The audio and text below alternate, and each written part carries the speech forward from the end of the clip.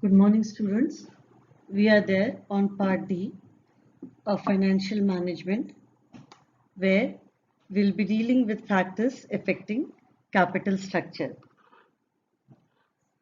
As we have already discussed, that when we talk of the forms of capital, there are two major forms of capital: debt capital and equity capital.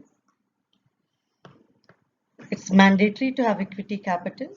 Debt, seeing the market situation, we need to decide with what composition the structure has to be made. As you could see,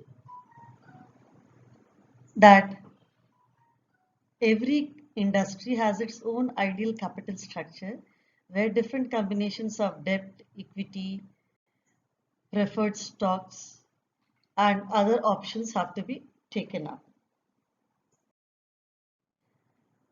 Once we talk of factors affecting capital structure, capital refers to the fund borrowed from different sources of finance by business to acquire business firm's asset to be used in the operation, where we are taking again the debt and equity. Let's see one by one, starting with the first one, that is cash flow position. Obviously, we will find that if there's enough cash flow, then the company prefers using more of debt, less of equity. And in case of shortage of cash flow, company prefers using more of equity, or other way around we can say less of debt. Now next comes ICR or interest coverage ratio.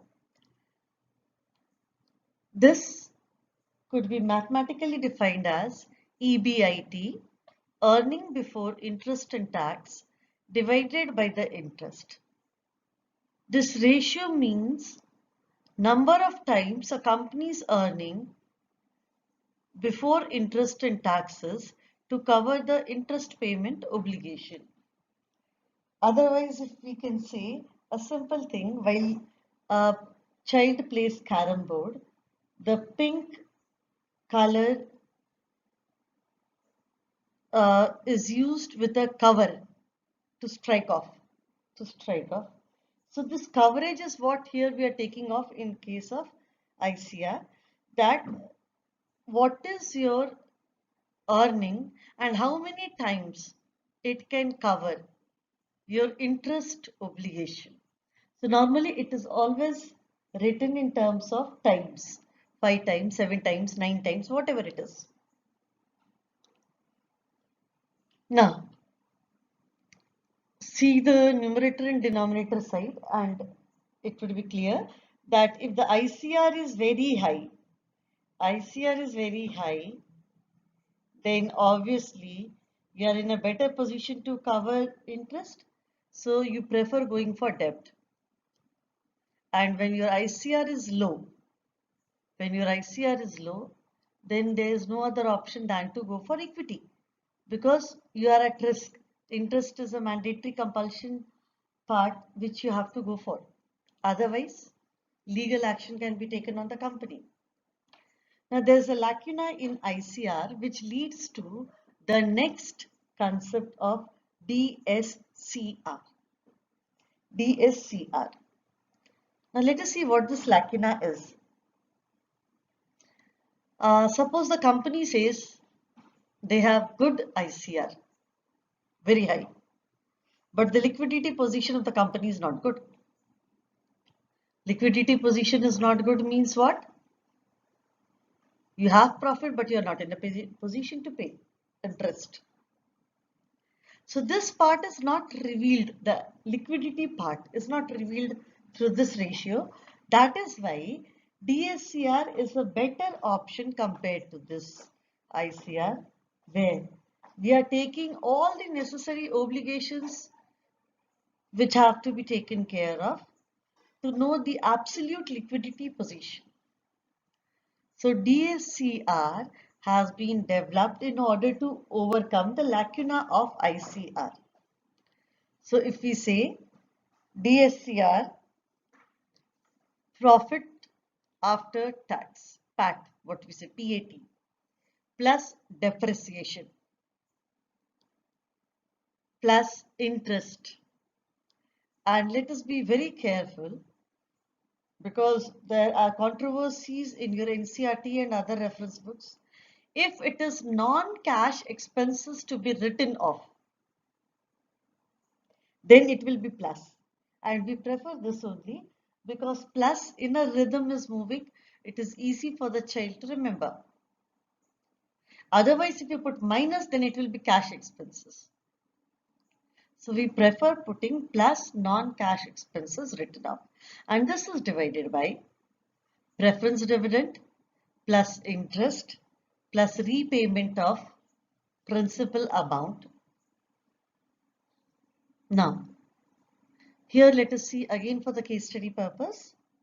If your DSCR is very high, the same thing comes parallel to your ICR, that we need to prefer debt. And when DSCR is low, we prefer using more of equity. So they move parallel in terms of case study, in terms of indices, whether high or low, ICR and DSCR. Only thing is, DSCR is a better amplification in terms of numerator and denominator to reflect the liquidity position of the company. Next is return on investment. What we say is ROI. Now, if your return on investment happens to be greater than the rate of interest, then you prefer debt. And in case if it is less, then you prefer equity. Then is a flotation cost. Flotation cost, the cost incurred in getting the securities. Now generally you find that the flotation cost in case of debenture is comparatively less than the cost of equity. So as a finance manager, you need to see which is the cheapest mode.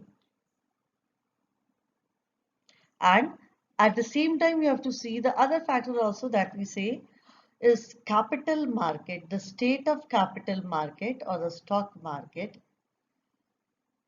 whether it is boom stage or recession stage or depression, we say the extreme. If we talk of boom as extreme top, extreme bottom comes as depression.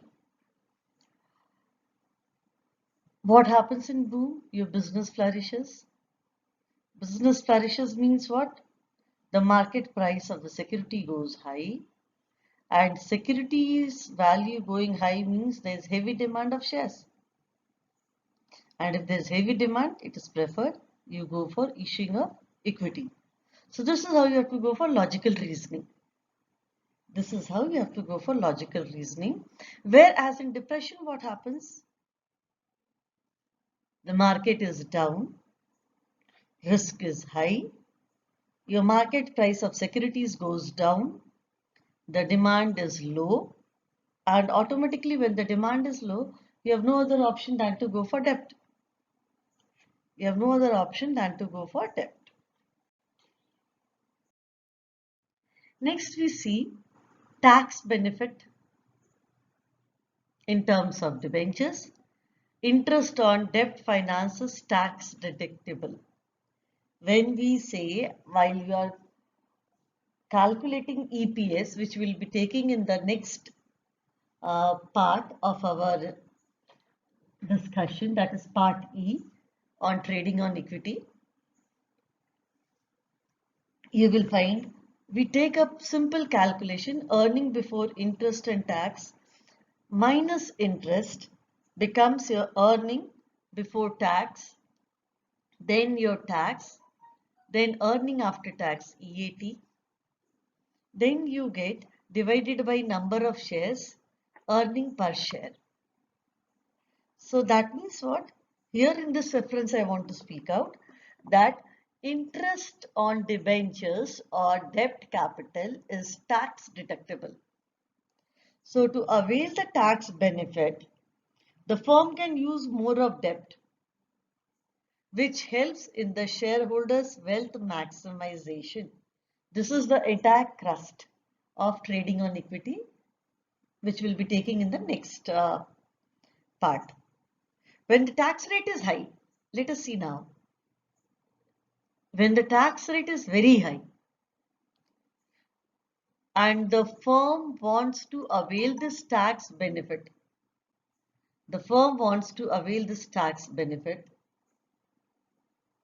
they use more of debt.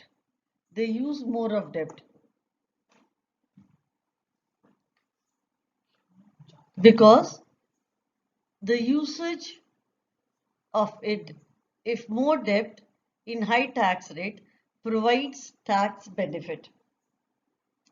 And when the tax rate is low, then there's no point going for debentures. Then you prefer equity. Then is flexibility.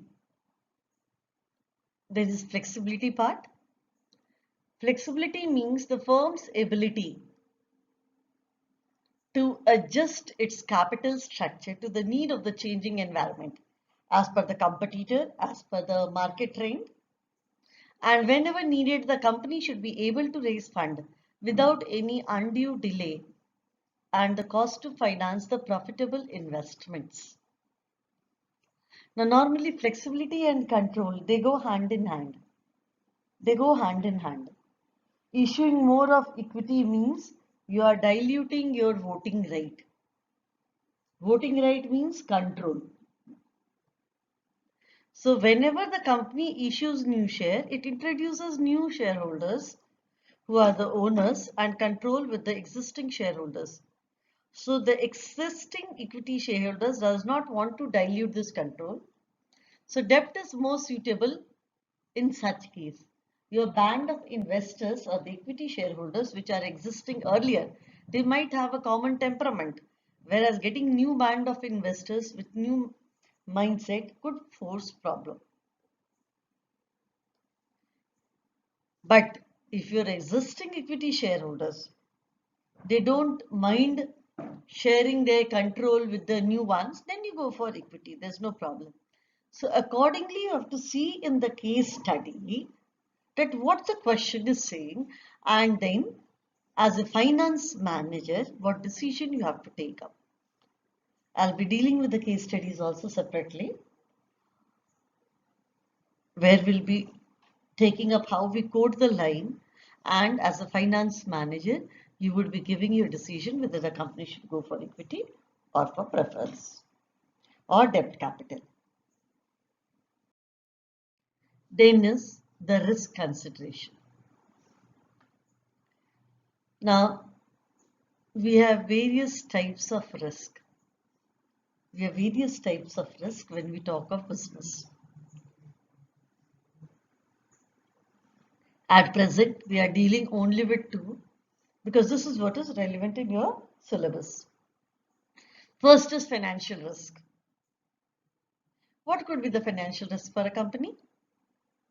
When the company is unable to meet its fixed financial charges. That is the financial risk. That means you are not in a position to pay interest on to the debenture holders, which is due. And second is operating risk. Operating risk means we are talking about the operational cost. When the company is not in a position to meet its operating cost. Then, now, if your risk is low in both the cases, together we take up, you need to issue debt capital. And if the risk is high, prefer equity because they'll bear with you, they'll stand with you even in the oddities or the recession. Then is capital structure of the other company. Capital structure of the other company.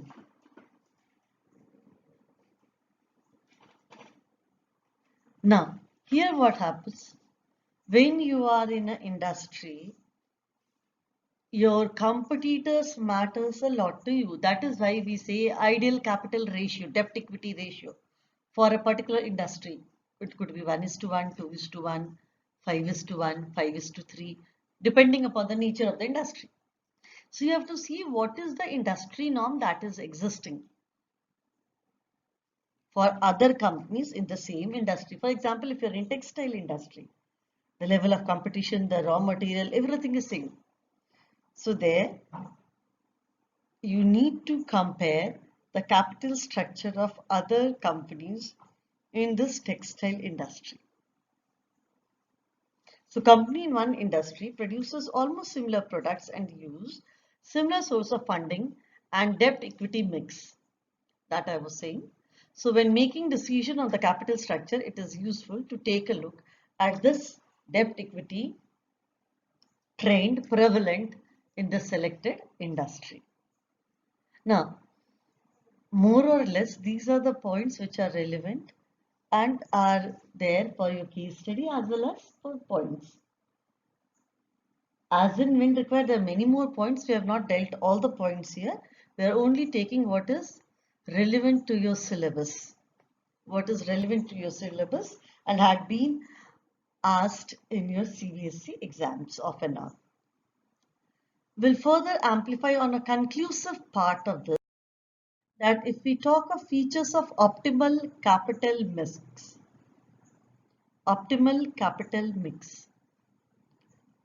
that means what is the appropriate capital structure or sound capital structure, then you need to see the capacity of the firm, possible use of the leverage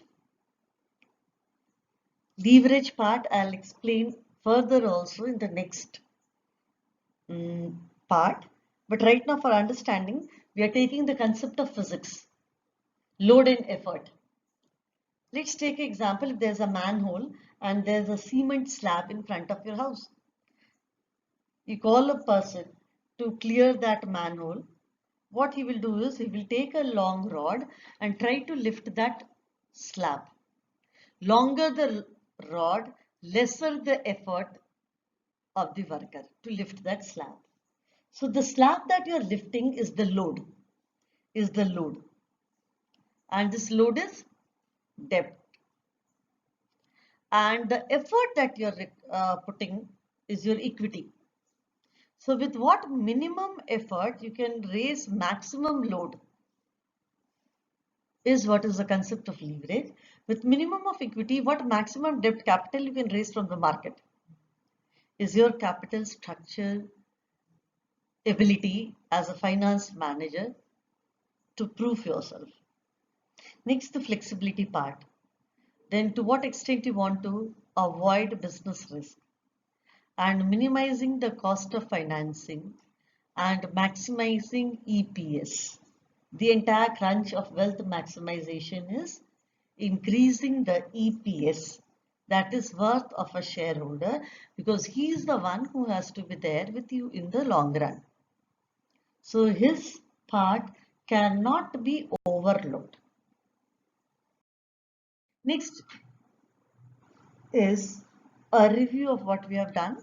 On to the borrowed side in terms of debentures, term loans, public deposit, and from the shareholders fund, equity capital, preference capital, and retained earning.